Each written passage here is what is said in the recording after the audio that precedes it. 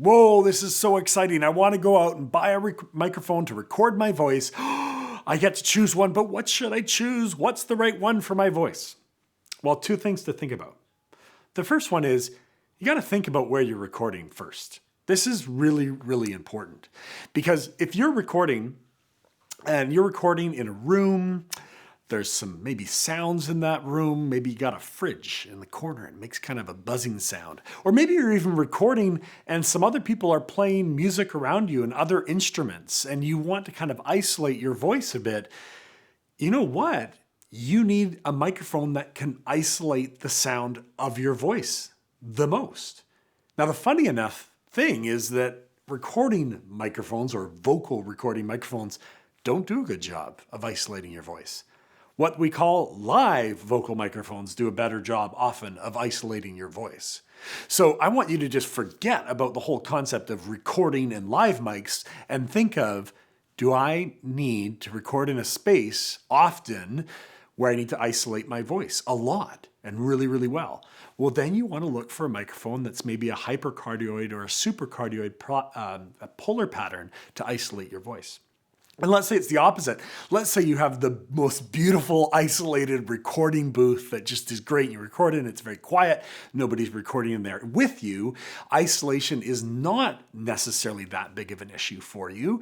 Now you don't necessarily need a supercardioid or hypercardioid microphone to maybe get that isolation. And the other aspect I want you to think about is actually whether or not you want your recording sound to be more natural, meaning you might have to do less equalization to your voice, or if you're more worried about it being as isolated as possible.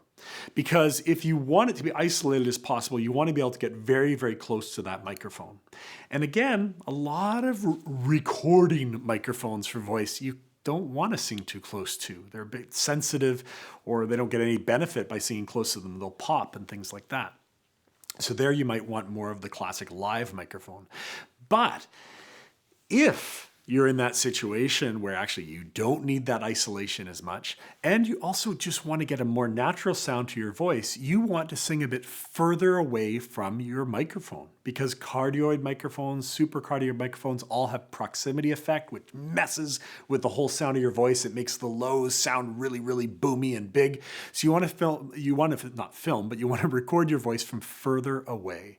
And if recording from further away, most likely a microphone with a bit higher sensitivity.